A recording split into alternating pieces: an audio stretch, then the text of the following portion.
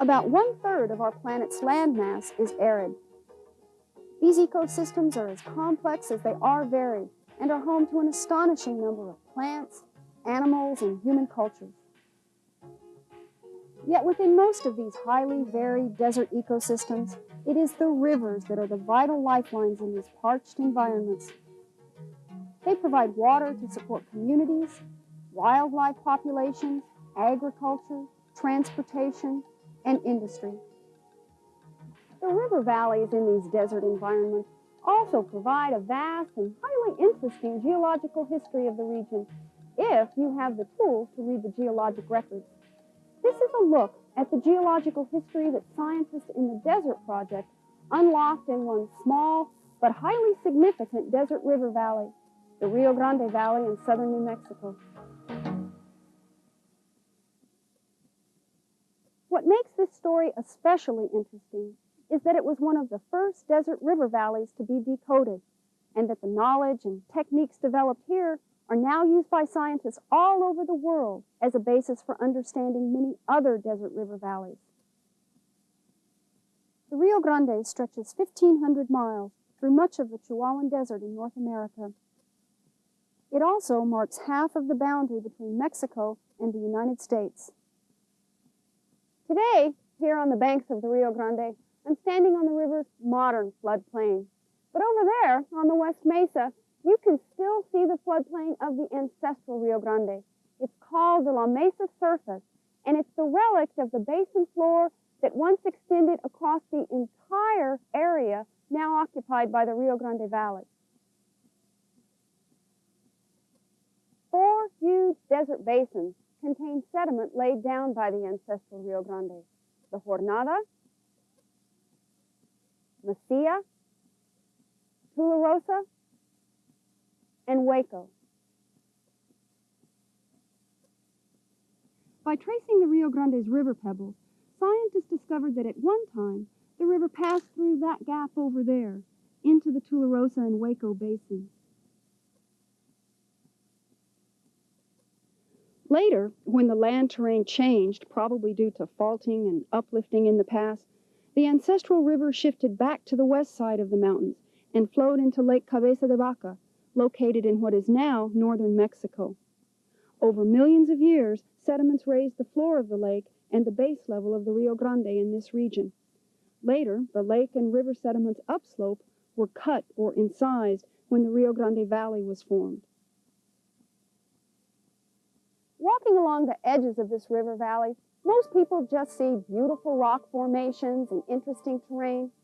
But from 1957 to 1972, pedologists and geologists working with the USDA's Desert Soil Geomorphology Project understood that the land terraces, the alluvial fans, and the relict basin floor along the valley had a rich history to tell.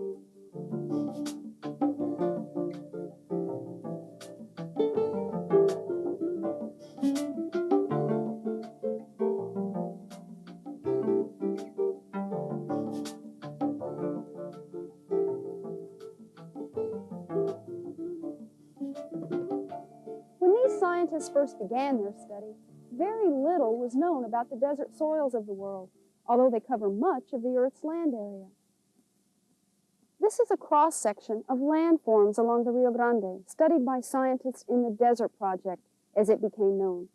These fans and terraces slope into the valley from mountains that provide sediments.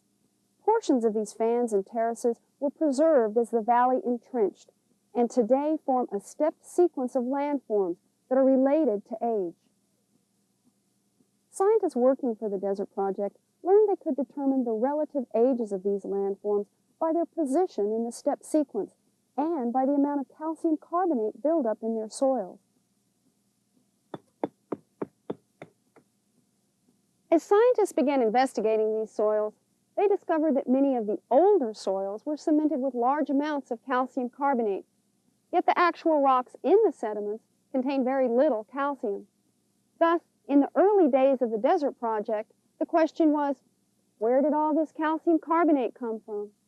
For 10 years during the windy seasons, scientists set out dust traps in these mountains, alluvial fans, and basin floors, and the captured dust was analyzed. The findings showed that the dust blowing into the entire region was calcareous, and that even the rainwater falling through this dust contained dissolved calcium, yet the surrounding soils and rocks were not calcareous. Therefore, the scientists knew that the carbonate deposited in these soils had come from the atmosphere, blown in from elsewhere in the region. What scientists also discovered was that the older the soil, the more calcium it contained. For example, in terrace number 5, the youngest in the valley, calcium deposits show up as white filaments coating sand grains and pebbles in the soil. This is stage 1 of carbonate accumulation. Given time, as carbonate accumulation increases, it becomes dense enough to plug the soil, and eventually a thin laminar zone forms. Here, water percolating through the soil is blocked and begins to move laterally.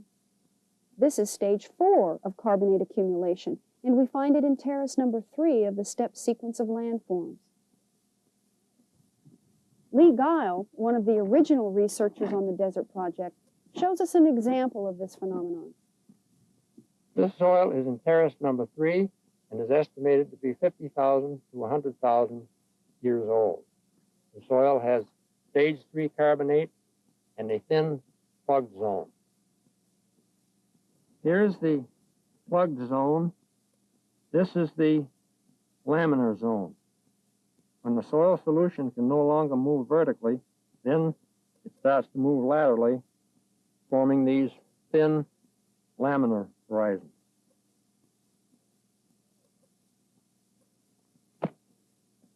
In the step sequence of surfaces, soil age and carbonate accumulation increase with an increasing elevation of the step.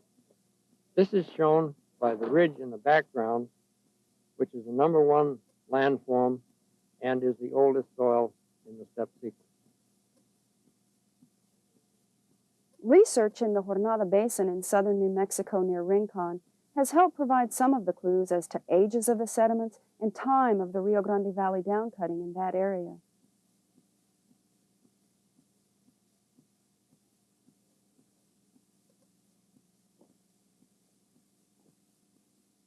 These sediments beneath the La Mesa surface behind me were deposited by the ancestral Rio Grande between about 4 million years ago and the beginning of the downcutting event. We date these rocks using various radiometric techniques. They're too old to date with carbon-14, so instead we use a variation of the potassium-argon method called argon-argon dating. And we date volcanic material like this piece of pumice that's interbedded with the river sediment. Pumice deposits in southern New Mexico were derived from the Jemez volcanic field, 250 miles to the north. Volcanic eruptions choked the river with pumice, which was then transported very rapidly downstream in a matter of days or weeks. These pumice deposits are important for determining the age of the river sediments of the ancestral Rio Grande. We have identified 5 distinct pumice beds, ranging in age from 3.1 million years to 1.3 million years ago. This particular one right here is dated at 1.6 million years ago. With that information, scientists can use a second test, the magnetic polarity of the river sediments, to help date these sediments even further. Here's how it works. Look at this compass. Today, the needle end of the compass points north because the Earth's magnetic field is oriented north. Iron minerals within sediments will naturally align themselves toward magnetic north, just like this compass needle. However, about 780,000 years ago, the Earth's magnetic field changed. If you'd looked at this compass 780,000 years ago, the magnetic north-seeking end of the needle would have pointed south. Iron minerals within sediments deposited during that time would have aligned themselves toward the geographic South Pole.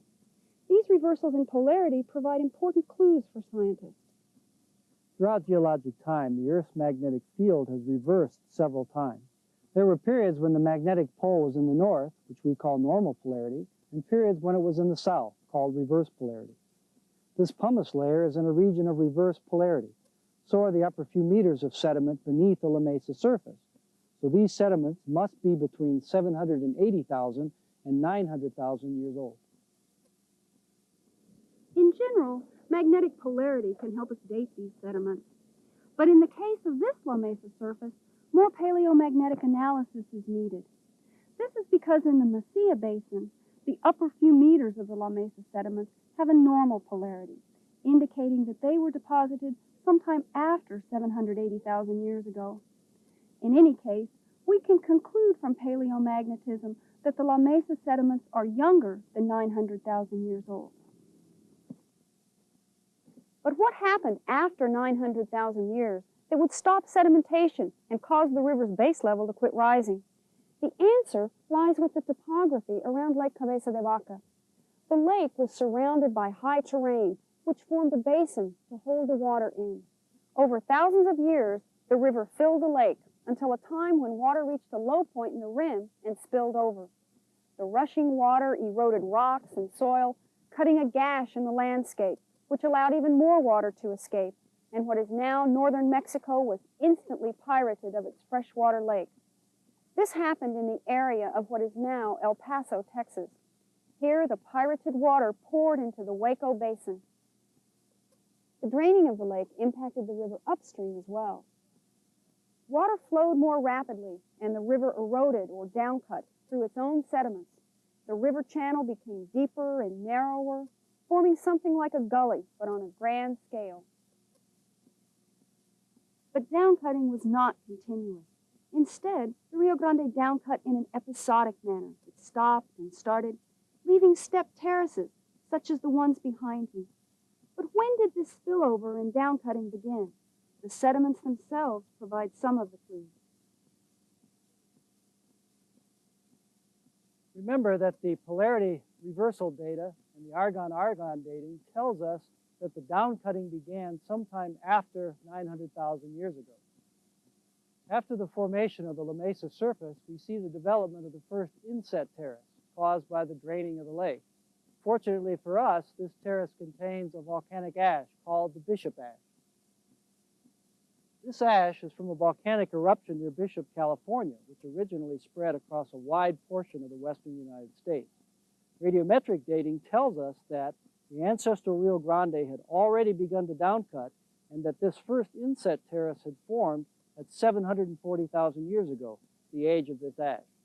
Thus, the age of the downcutting of the ancestral Rio Grande was between 900,000 years ago and 740,000 years ago.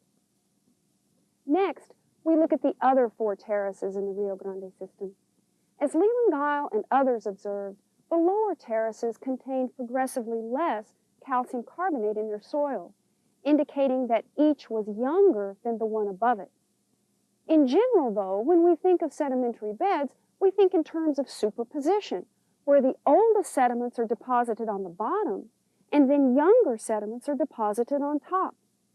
However, with these inset terraces formed by downcutting and backfilling, the younger terraces are at the lower level, and the older terraces are at a higher elevation.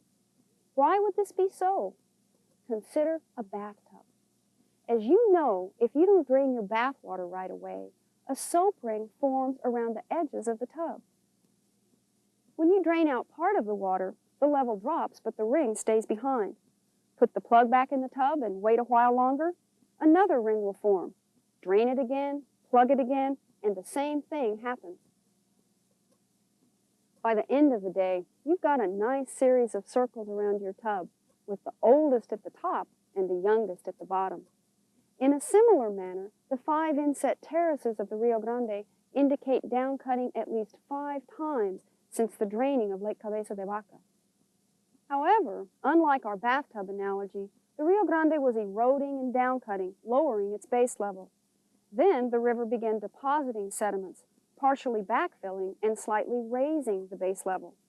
The river downcut, backfill partway, downcut again, backfill partway, and so on. The result of this deposition of sediment is that the elevation of these 5 terraces can be as much as 20 meters higher than it would have been through downcutting alone. What forces caused the Rio Grande to downcut and backfill, producing these terraces? Apparently, the explanation lies with the ice ages, when much of the northern United States was covered with glaciers. The Rio Grande begins in the southern Rocky Mountains, which were also covered with glaciers during the last ice age. During glacial periods, when glaciers in the Rocky Mountains were advancing, the Rio Grande carried less sediment downstream and had a greater discharge.